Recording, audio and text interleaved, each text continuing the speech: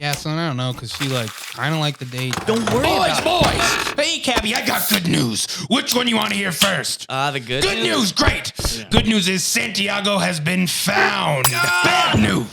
Santiago's been brainwashed into some kind of Lovecraftian Cthulhu sex cult known as the Night Stars. And he refuses to come back to the precinct. So I'm gonna need you two half-wits to find out everything there is to know about HP Lovecraft so we can get Santiago back to where he belongs as my #1 detective.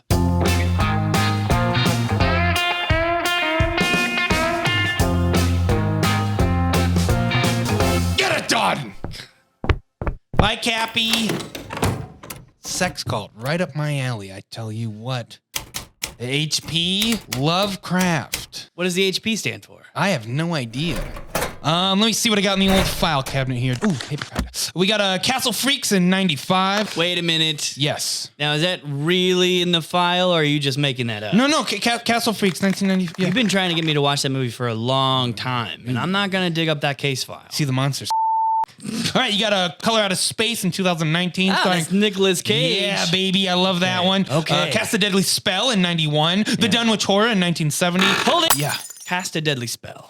So it's like a Cthulhu film noir mix up there. It sounds Okay, that's- well- no, hang on, Jared. It's no good. It's not. It wasn't even released in theaters. Why? This is an HBO made movie for television. Television, Jared. It was essentially made for middle-aged dads to rub one out in the middle of the night. It's a No, dead that's end, Jared. perfect. That's why we have no time to lose. All right. So hurry.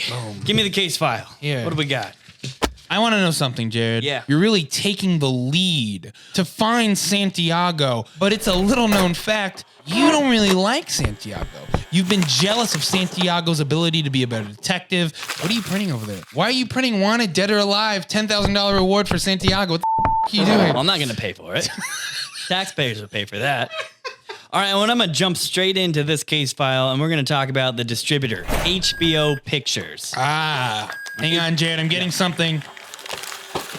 Wait a minute. What? This is saying HBO stands for Home Box Office. Okay, let me read this. It says, early in the 1980s, HBO began financing films for exclusive pay TV rights. Oh, that's like a old-timey Netflix. And now they're just calling it Max. Like Cinemax? AKA Skinamax. Ah, You had especially HBO, since HBO Go, HBO On Demand, HBO Gum Gum, HBO Max. It's just like, ugh. Well, let's get into the producer here. You won't believe this, but this is one of the most prominent film producers I ever heard of. Her name is Gail Ann Hurd. Now, here's where it gets interesting. She quickly joined New World Pictures as Roger Corman's executive assistant. Oh, this baby. boss lady founded Pacific Western Productions in 1982. Damn. Does that production company mean It anything to you? sounds familiar. She produced The Terminator with James Cameron, and she also co-wrote Terminator. Wait a minute. Is she married to James Cameron? That's right. She also married him. I knew it. Yeah? I saw them at the CEO, You said what? the Chris Evans orgy. Oh, she did marry James Cameron, and then later produced 2 more movies with him. Do you know what they would be? Aliens. Yep. And God damn it. Okay, yeah. Also starts with an A. It starts with an A. Yeah. Gosh, come on, baby. Avatar. No. She also produced The Abyss in 1989 and divorced him that same year. Can you blame her? Gail is also one incredible producer, of course, and has an eye for talent because she also married another famous director named Brian De Palma in 1991. Now listen, Jared. What? I like Brian De Palma. Just in the looks department, that is a downgrade. I don't know what's going on below the belt. Might be an upgrade. Well, I don't know. Maybe nothing was going on down below because she Hey. divorced him in 1993. She needs to get away from directors. But if you're wondering if she ever landed on her feet after Brian De Palma, Wait, are you saying she wasn't on her feet because she got divorced? Divorce is You hear very that, ladies? expensive. Jared thinks if a woman loses a man, she's lost into the wilderness forever. divorce is very expensive. Well, in 2010, she produced television drama series for AMC. Do you have any The idea? Walking Dead. That's correct. I am just on fire right now, people. I mean, she's done so much for women in entertainment, excuse Yes, me. and when you go to a CEO, it's kind of like walking into an 1800s British party when you are butt naked and somebody announces you. All right, I'm going to pull up a next case file because we're done with the usual suspects. Prime suspects. Writer, Joseph Doherty. Well, aside from writing the Cast a Deadly Spell, which was nominated for a Ray Bradbury Award by the Science Fiction and Fantasy Writers of America. We said that before, Ray Bradbury. Yeah. Turns out he also wrote a sequel to Cast a Deadly Spell called Witch Hunt in 1994. Ooh. However, this was set during the Red Scare. So Witch Hunt was basically about communism. And there's no magic in it. None. Doherty has written several other movies for HBO, Whoa. including Attack of the 50-Foot Woman starring Daryl Hannah. That was directed by Christopher Guest. You ever watch any of his documentaries? No. Or his mockumentaries, I guess you would say? Spinal Tap. It's got a lot of dry sense of humor. I only watch movies that come across this desk as a case. Okay, let's move on to the director. Hold on a second. Martin Campbell directed this movie? The hired gun who single-handedly launched both of the latest James Bond movies in the 007 franchise. Damn. First with Pierce Brosnan in 1995 with Yes. GoldenEye. And of Yes. course, Daniel Craig in 2006, Casino Royale. Now here's the Crossfire Gambit for you. Those were the only good films from both series in his run of 007. Oh, I see what you're saying. Okay. Yeah. Yes. I like Die Another Day. That was his last one then, Yes. right? Yeah, I Which thought- killed his whole series run. It was that bad. I like that Jonathan, one. look at me. It was so bad, he stopped playing James Bond after that. Also, to be fair, you know what actually killed James Bond franchise during that time? Austin Powers. You might be asking yourself right now, what is Martin Campbell doing? Well, he's directed a movie called Dirty Angels. You know what I really can't wait?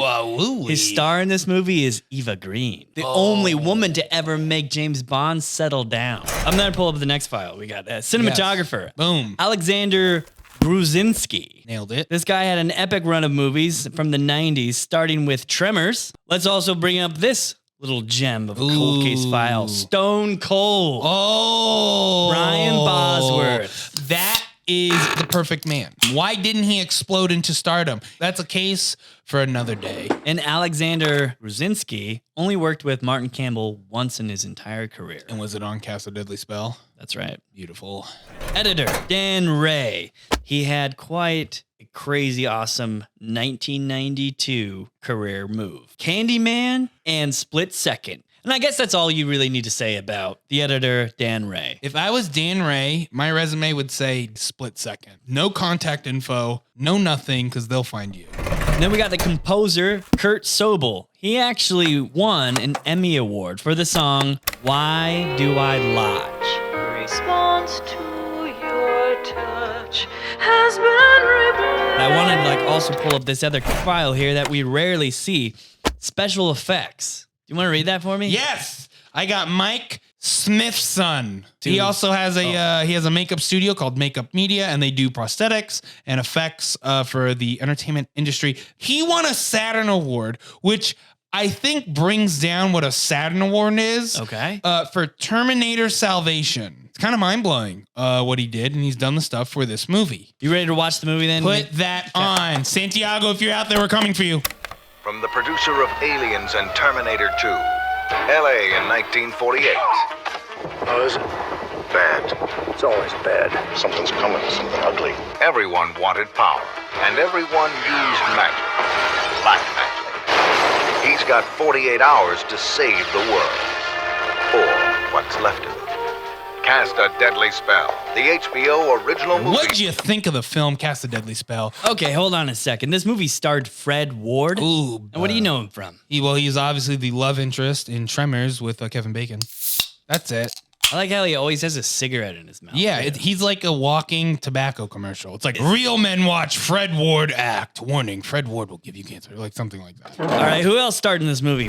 Clancy Brown. Krusty Krab voice. He's the bad guy from Highlander. That's right. There can only be one Krusty Krab. Now that's another guy who really never reached his full potential. There's two reasons why you don't go to A+ stardom. I gotta hear this. Yeah, well, you're content with what you have, and you go, well, I just love the craft, voice acting, performing. Voice acting, you say, is the brass ring for most actors. I do hear that. Who said that? I didn't say that. I think voice acting is the cock ring for everyone. Anyway, the second reason why he never hit A+ stardom is a lot of these people, they hit the Hollywood, you scratch my back, I lick your balls. They call that the Chris Evans. Yes. Okay. It's a disgusting thing. I forgot to tell you. What? Don't be upset. I did get invited to a Chris Evans show. What the hell? I was there for about 30, 45 seconds. It was a Mother's Day's event. Yeah, Chris Evans kicked me out. He says, you are completely inept in this craft of lovemaking. Can you say that again one more time? Chris I Evans felt like I was talking over you. Chris Evans kicked me out because he says I'm completely inept in this craft of lovemaking. Right. Probably nothing. Anyway, keep going. No, I don't want to talk about Chris Evans, and I don't want to talk about Clancy Brown. Enough distractions. We need to find out what's going on with Santiago and figure out this really sexy sex cult thing, which I'm not joining. Hold on a second here. Julianne Moore? She played the perfect woman. Never thought of her like All right, that. Big Lebowski. She was in that? Who's the perfect woman? She wanted you to knock her up and then have nothing to do with her. That was her? Yes. Anyway, Jer Bear, you keep going because I feel like if Cap finds out we're really nowhere closer to solving this case, then we're going to be in big trouble. Boys, now listen up, boys. Find Santiago. The clock is ticking. You hear me? Ticking. What did you think of the movie, Jared? This movie also reminded me a lot of Dick Tracy. Yeah. The one with Warren Beatty, Al Pacino. Mm-hmm. Set in Los Angeles. Yes. But it's an alternate reality. City of Angels. In 1948. It is, first and foremost, a noir. Right. And in this reality, mythical creatures are real. Yes. So they also have zombies too that they use for free labor. And I love this quote too. They say zombies are good for 3 months depending on the weather. And then they begin to rot. You can get them for $30 a head. And my question to that is like, where are you getting your zombies, dude? Because they're ripping you off. The West Indies. Okay. And you can get 6 to a box. They don't eat. They don't complain. And more importantly, they don't get ideas. Damn shit. That's what you told me when you asked if I could be a part of this team. Right. I said, don't eat, don't complain, and don't have any ideas. And I'm doing it, baby. Who are we introduced to first in this movie? So we're introduced to HP Lovecraft, played by Fred Ward. Right. And what's funny, too, is you would think that they wouldn't put it on the nose. The name of the detective is HP Lovecraft. Yeah, no, I love it. Another beautiful trope in the movie is landlord shows up and goes, you owe me rent, Lovecraft. Do you know her name, by the way? No. It is Hippolyte Kropotkin. Is that the actress or the character? No, that's the character. I wish it was the actress name. Yes! It's like, well, I just got another case. Give me a day. I'm going to go get the money. It's always like that. So now, HP Lovecraft pulls up to the mansion. Wait a minute. Do you think that's like our ticking clock, how we have to find Santiago? Or what? Other than the eclipse happening later tonight. That probably has nothing to do with anything. Right. Okay. The detective. Yes. And he's hired by a very wealthy Amos Hackshaw. For you, that's such a great last name. To help him find a ex-chauffeur who stole a very valuable book from him known as the Necronomicon. And he knows for sure. Oh, my God, we're so dumb. Yeah. Lovecraft does not use ruins, charms, magic, nothing. Which is why Hackshaw wanted Lovecraft specifically to help him find the Necronomicon, because it would mean nothing to Lovecraft. He is old school human style detective. Yeah. I can't believe we forgot to mention that. So he hired him. And then we're also introduced to Hackshaw's Daughter. thirsty daughter. What does that mean? Did she look dehydrated to you? Baby. It's a craft of love, if you will. I don't understand that. It's a CEO terminology for ladies Thirsty. in this era. Okay. So you're saying you would give it to her. No, I'm saying I would not give it to her, but she would want me to because she's thirsty. And you would. Right. Hagshaw's daughter, the virgin, that's very important. She's a virgin. He spent his whole life making sure his daughter is pure or No, something you misspoke. like that. He spent her whole life Yes. that's making right. sure that she is of Chastity. Probably should have called her that then. I would have. More on the nose. Right. Might as well. Basically, Harry Lovecraft, the detective, gets a tip about Larry Willis. The Necronomicon thief that he wants him to find. So he goes to a flop house. And so what is a flop house? basically where I stay right now. Oof. Yeah. Jesus Christ. I live on my ex-wife's parents' property. Well, my ex-wife, she moved on with her life. She but did. her parents, they took a liking to me and they allowed me to stay here.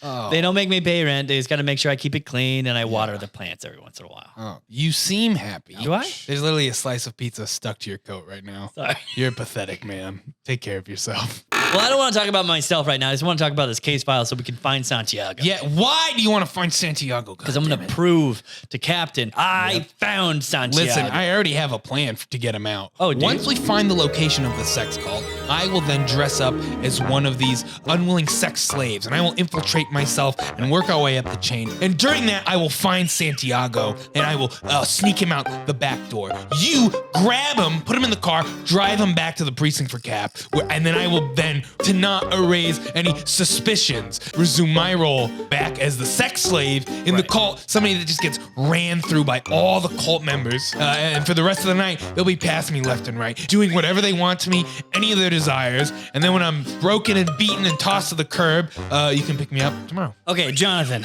So glad you brought up all that because that just reminded me of the Dunwich Club. And how great is all the little things they put in there, which is Dunwich Horror, which is one of my favorite HP Lovecraft stories. Absolutely. Okay, so Lovecraft locates Larry Willis's flop house and he finds a photograph of a guy named Mickey and a woman named Lily. And that photo was taken at the Dunwich Club, as well as he found a note on stationery from the Vista Bonita that says Union Station, 1 bag. There's 3 clues in that flop house. We have a picture for the club, Vista Bonita stationery, and the note that's on there. We have clues. Real quick, Jared, what did you think of the flop house owner and the gremlin-esque creatures that he lived with? Their design was really good. Yeah. But they had that irritating giggling and laughter. Yeah, I don't like that. I didn't like it. Every time I heard the laugh, it reminded me of my climax. Yeah. I did love the little line he said. After World War I, the only thing we brought back from France was a clap.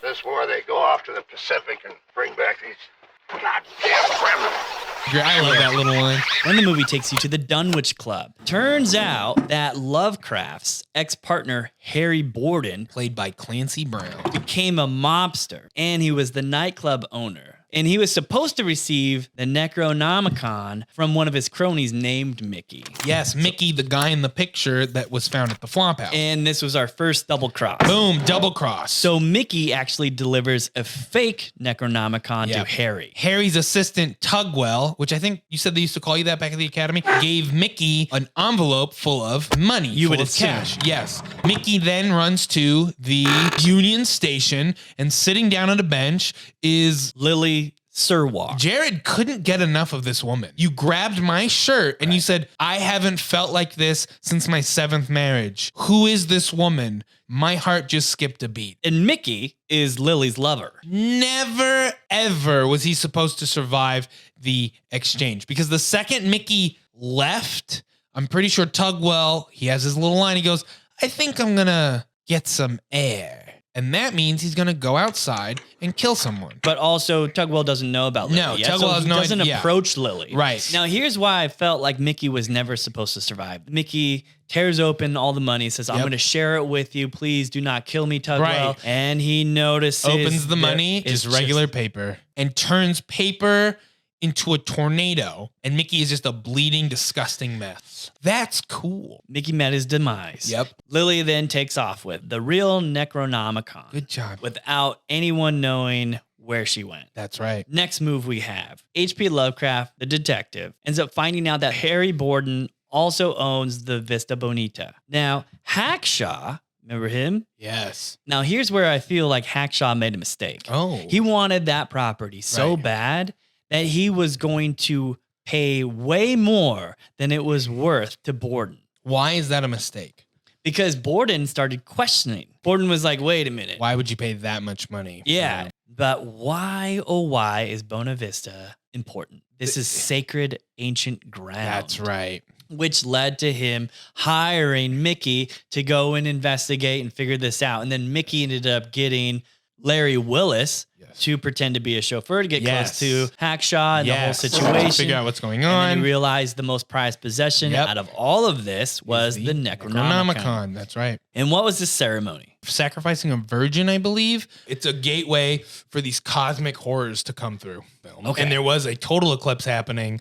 And that happens every 666 years. And it doesn't take Lovecraft very long to find out that Lily Silwar is an anagram for Larry Willis. Larry Willis. That's right. Lily Silwar and Larry Willis are the same person. a real crying game situation going on here? Or was it? Willis and Mickey intended to use the ransom, the Necronomicon, Yes. back to Hackshaw. Yes. For enough money so that they can go run off and live Right. together. Yeah, exactly. Now, here's my question for you. Yes. Now, do you think that Mickey ever knew about Larry Willis? I guess he would have to. Yeah, no, hang on.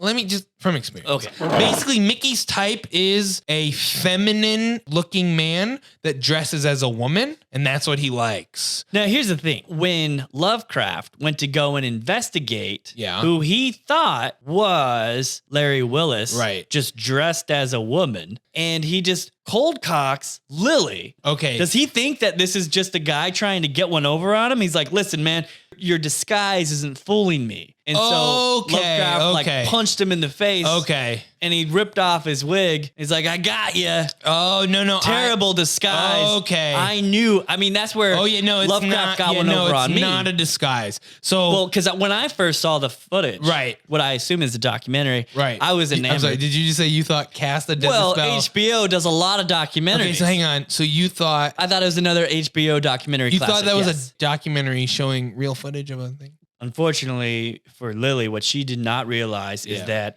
her part in the script Yeah. was now over. Lily ends up dying. Yeah, a gargoyle punches her through the chest. True story. That's how my great grandpappy died. Keep By going. gargoyle? Yep. Lovecraft realizes the danger that he's in, starts taking a couple pop shots, Boom, and boom, then boom. introduces the worst scene in this movie. What is that? A little sassy gargoyle. Do you know the floss? Yeah. It was almost doing that floss move. I was so angry at this performer. Yes. I figured out who he was. Who is it? And his name was Michael Reed McKay. And he also played the mummy in Monster Squad. What? That's cool. Listen, What? Michael Reed McKay just showed up on set and gave his performance. It is then up to the director and the editor to choose what they put in the film. That's true. It's no shame on him that he just gave it his all. He made a choice. I'm sure he made a bunch of choices in that scene, and one happened to be an early version of the floss. Ugh. It was really, really bad. Oh, my next favorite scene in the movie. Lovecraft is obviously getting close to the situation. Yes, he And is. this is freaking out Harry Borden, his ex-partner, the mobster, right? Yes. Borden sends Tugwell, the henchman, Yeah. goes in and hands a note. So it's like if you have the paper, Right. you are the target. The manager's employees get involved, and I think they capture the demon in the walk-in freezer. I just like all the practical effects were just so fantastic. Okay, putting the pieces together. There's obviously a ceremony going on. Right. And that eclipse is very important, and that is when you can sacrifice the virgin. Olivia, Right. a thirsty girl, as Right. I say. It's easier to find a unicorn than it is to find a virgin That in is LA. that you're right, and that's still true today. But Lovecraft, he gets a beat cop. This guy's name was Diamond Dick Grimaldi, to essentially keep an eye on Olivia. A hot girl, Grimaldi, age be damned. Right. That was a line in the movie. Speaking of dames, now we can introduce... Julianne Moore.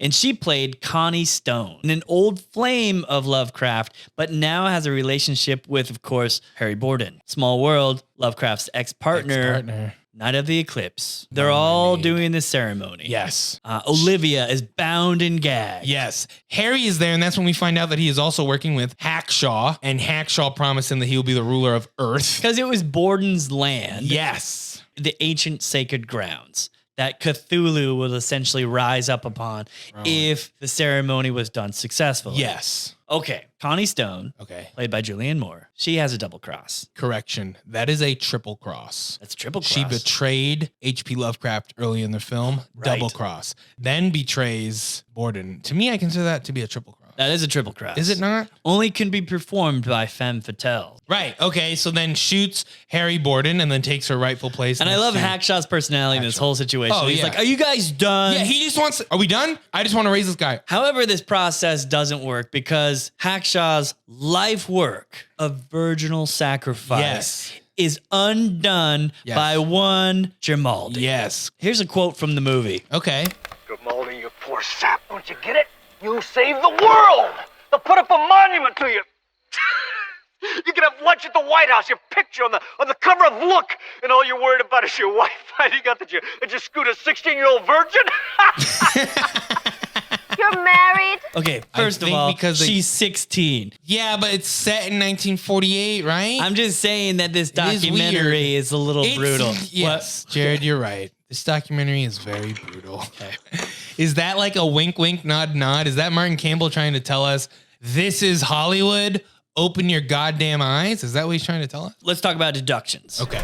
Key to the City, best actor in this movie. Oh, that is so tough. Who do you think? I feel like I always go first on these, and then I influence your little tiny pathetic brain. All right, there is one guy that I really liked, and I know you're gonna think I'm gonna say Fred Ward, Right. but I'm not. I'm gonna say Charles Hallahan. He was that hard-boiled detective. That's who you like the most, huh? I did, because right in the very beginning of the movie, he's talking to Lovecraft, and then he's like, "Well, is it bad?" And he's like, "Bad is bad. I'm the Right. man who knows." Yes. What does that even mean? Oh, if you don't know, you don't know. But trust me, he's the man that knows. Well, if Charles Hallahan says it, I'm believing it. I mean, this is a guy who sucks on a smoldering table leg, if you know what I mean. Hey. No.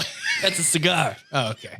Is this more verbiage I'm learning from Oh, them? yeah, totally. Okay. So the key to the city, let's give it to your captain. Yeah. You had better things to say than me saying for Grimaldi. Fall Guy, worst actor. Obviously, I'm going to give it to Michael Reed McKay, who was atrocious. I'll do it the same thing, dude. I hate that dance. Really pissed me off. He ruined it. I'm going to arrest him. Flashback, best scene of the movie. What is it? I think I know yours. Death by 1,000 cuts. I knew that was your best scene. You basically get shredded by a tornado of paper I thought that was, and he looked disgusting. red herring in the movie. The worst scene. The part where the gargoyle gets shot and he Right. looks at Lovecraft like, "What are you doing? I'm a gargoyle, hands on hips." Or the part where Cthulhu was being raised and the gargoyle was dancing No, the on dancing. the building in the background. The dancing. Yeah. And I just don't know who on set was just like, let's make the gargoyle sassy. Why? That's stupid. So I'm going to just go with the dancing. Hunch, moral, message of the movie. I don't think there is. I truly do not think there is a moral to this movie. I know what it is. What is it? Well, there's bad, and then there's bad. I should have known that because you're the guy that knows. Rutger Hauer, the Switcher. Well, Fred Ward. Now you have a cult classic. You movie. weren't even thinking about Fred Ward, were you? Oh, man, no, what am I no. saying? No, I got it. Okay. I take back everything I said. You can't say Olivia because that's just way too much thirst. No, going on. I'm not doing Instead that. of No. Olivia being thirsty, the audience is now thirsty. No. Okay. Sorry. Lily, picture Ruck in a wig, Oh, yeah. tight red dress, black heels, sitting at a train station. Obviously, we get on the train and we start making our way to Chicago. Probably fall in love, get to Chicago, find a chapel, get married, move to Switzerland, have a couple kids. Steal from the evidence room. Because like last time we already took the Necronomicon. By the way, the design for this Necronomicon, not very interesting. Not as cool as I know what I would take. A note with the runes to summon a demon. Whoa, the Jim, hot that's potato very note. aggressive. Wow. I kill would them. take a box of zombies from the West Indies. Now remember, depending on the weather, they're only good for 3 months. So this cold case file, should it be redacted or released from public It should record? be released. I think we're right. Yeah, I've never heard of it. It's not in the zeitgeist. Well, I knew I had a real hunch that this was the file that was going to lead us closer to Santiago. Do I know where Santiago is? No. Do I know anything about the Night Stars, the Cthulhu sex cult? Anyway, I definitely think that this case file will solve on that. I want to. Gumshoes, where are you on the case? We haven't really come up with anything.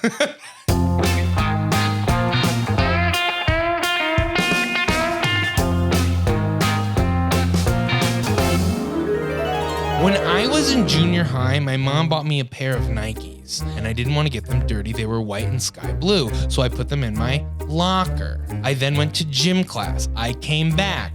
They were stolen. It was the last class of the day. My mom picks me up. I start crying. She goes, "What happened?" I start screaming that somebody stole my shoes. I am so angry, I get a fucking nosebleed. I go back to school the next day. I go to PE class, and my coach holds up a white and baby blue pair of Nike Airs and goes, "Whose are these?" And I go, "Those are mine." And I just ended up putting them in the wrong locker.